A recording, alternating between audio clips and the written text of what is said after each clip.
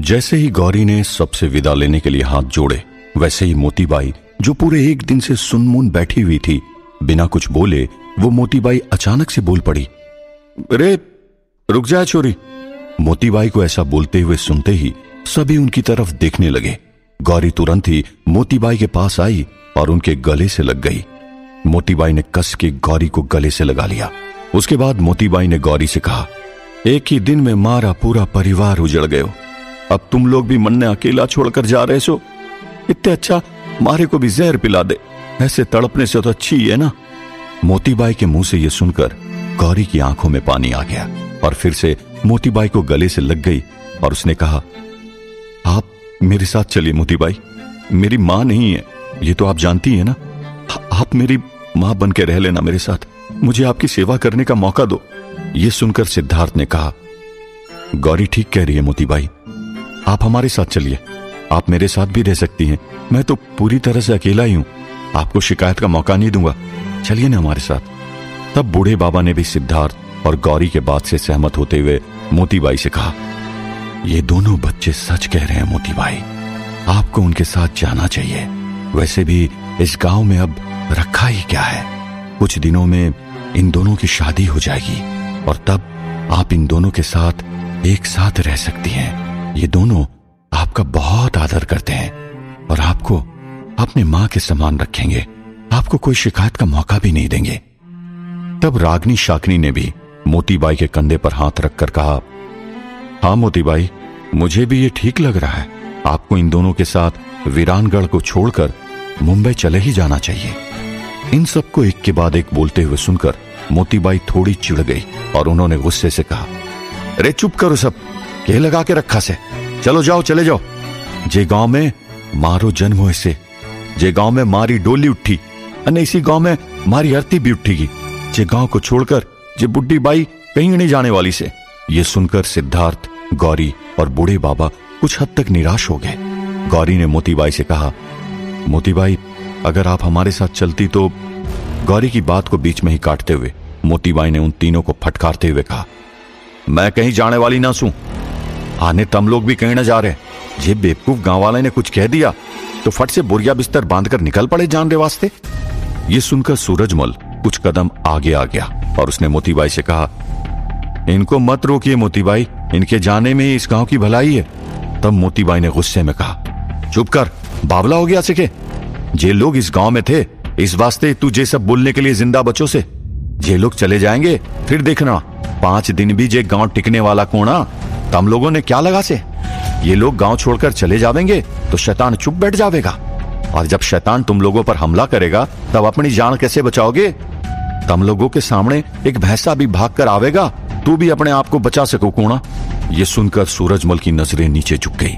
तब मोतीबाई के समर्थन में गांव के बुजुर्ग व्यक्ति नंद किशोर जी ने कहा, मोतीबाई सच कह रही है, अपने आप को बचाने के लिए आप लोग खुद कितने सक्षम हो जरा ये मुझे भी बता दो।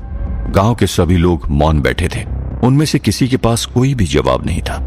नंद किशोर जी ने कहा, आप लोगों ने जितनी सहजता से सिद्धार्थ, गौरी और बूढ़े बाबा को सभी आपदाओं का कारण बता दिया, लेकिन आप लोग भूल गए इसी सिद्धार्थ और इसी गौरी ने इस गांव के लिए अपनी जान भी दे दी थी। इस गौरी ने तो सामने से चलकर अपने प्राणों का बलिदान दिया था, जबकि उसे यह भी नहीं पता था कि वो फिर से जीवित हो भी पाएगी या नहीं। शर्म आनी चाहिए आप लोगों को कि जिन लोगों ने आप सभी लोगों को शैतान के और शैतानी शक्ति के हर आक्रमण से, हर एक मुसीबत से हर बार बचाया, उसी को आप लोग इतनी निर्दयता से इस गांव से जाने के लिए कह रहे हो, सिर्फ इसीलिए क्योंकि कल जो घटित हुआ उससे इन लोगों ने समय पर आप लोगों के अपनों को नहीं बचा पाए। दीजिए जवाब। अरे अगर ये लोग नहीं होते तो आप लोग अभी भी उस बांस की बनी हुई दीवार से अभी भी बंधे हुए होते और आप लोगों में से न जाने कितनों के साथ वीर जी ने क्या क्या कर दिया होता। क्या आप लोगों ने एक बार भी इनसे अपने प्राणों की रक्षा के लिए आभार व्यक्त किया? क्या आप में से किसी भी लोगों ने सिद्धार्थ की सराहना की?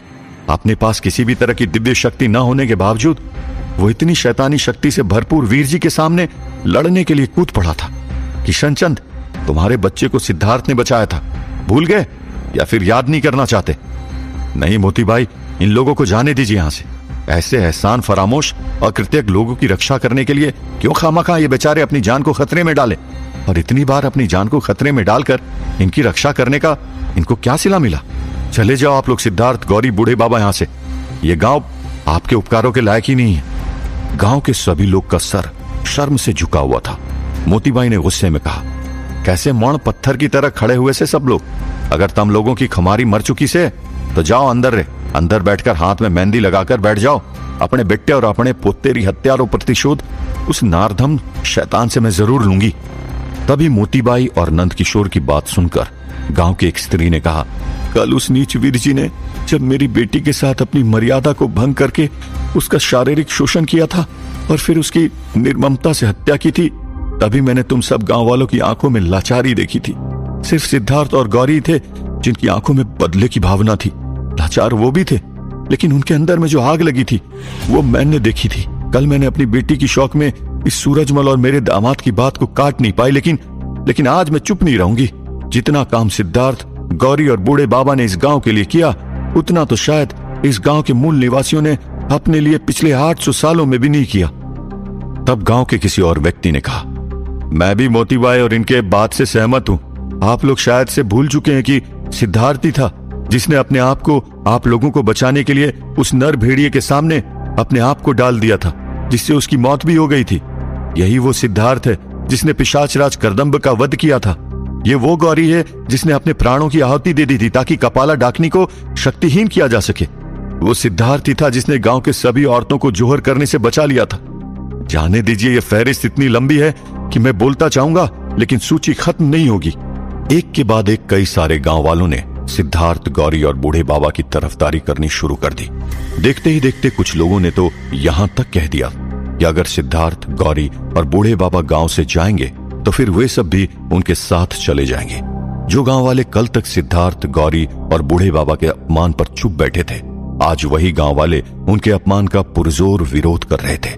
तभी बूढ़े बाबा ने सिद्धार्थ के कंधे पर हाथ रखकर धीरे से कहा, मैंने कहा था ना तुम्हें सिद्धार्थ, गांव वाले कल जो घटित हुआ था उसके कारण थोड़े सदमे में थे, इसी कारण कल मौन थे, लेकिन आज हमारे पक्ष में ये सभी बोल पड़े हैं। लोगों को अपने पक्ष में बोलते हुए देखकर सिद्धार्थ और गौरी दोनों की आंखों में संतोष के आंसू आ गए। उस तरफ देव, मुस्तफा और जॉन विलियम्स उस रिक्शा में बैठकर चले जा रहे थे। वे कहां पर किसके पास जा रहे थे इसका कोई उन्हें अंदाजा नहीं था। वो रिक्शा वाला उन्हें जहां पर लेकर जा रहा था वहां पर चुपचाप जा रहे थे, क्योंकि मुस्तफा और जॉन विलियम्स का सिर्फ एक ही लक्ष्य था, वीरानगढ़ पहुंचना।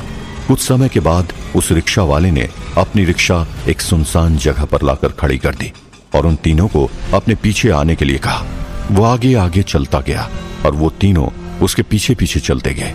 एक जगह पर आकर उस व्यक्ति ने जमीन पर एक छोटी सी रस्सी खींची, जिससे कि वहां पर एक बहुत बड़ा जमीन का टुकड़ा ऊपर उठ गया और उसके नीचे एक बहुत बड़े तहखाने जैसा कुछ दिख रहा था। उस आदमी ने तीनों को उसके अंदर उतरने के लिए कहा। तीनों बिना कुछ सवाल किए चुपचाप उसके अंदर उतर गए। जैसे ही वे तीनों उस तहखाने के अंदर गए, उस रिक्शा वाले व्यक्ति ने तुरंत ही ऊपर से वो तहखाना बंद कर दिया। देव मुड़कर ऊपर जाने की कोशिश करने लगा, लेकिन जॉन विलियम्स ने देव का हाथ पकड़कर उसे रोक लिया। वहां पर एक और व्यक्ति खड़ा था जिसने उन तीनों को दाईं तरफ जाने का इशारा किया। तीनों नीचे उतरकर दाईं ओर मुड़ गए। वहां पर पूरे तहखाने में नीले और लाल रंग की लाइट्स लगाई हुई थी, जिसके कारण पूरा तहखाना नीले और लाल रंग का दिख रहा था। वहां पर चारों तरफ दीवार पर अजीब अजीब तरह के चित्र लगाए हुए थे। तीनों उन चित्रों को देखकर आगे बढ़ रहे थे। वहां पर उस जगह से चलते हुए तीनों एक कमरे तक आ पहुंचे, जहां पर 2 पहरेदारों ने उन्हें रोक लिया और उनकी तलाशी ली। उन्हें जॉन विलियम्स के पास एक बंदूक मिली जो उसने लेकर अपने पास रख ली। उसके बाद उस पहरेदार ने उन तीनों को अंदर आने का इशारा किया। तीनों उस कमरे के अंदर गए और वहां पर सामने एक बड़ी सी कुर्सी पर राम प्यारी बैठी हुई थी। उन तीनों को देखकर राम प्यारी ने कहा, स्वागत है तुम तीनों का यहाँ पर। 150 साल बाद भी राम प्यारी को जीवित देखकर जॉन विलियम्स हैरान रह गया। क्या सिद्धार्थ, गौरी और बूढ़े बाबा गांव से जाने का मन बदलेंगे या फिर वाकई में गांव छोड़कर चले जाएंगे?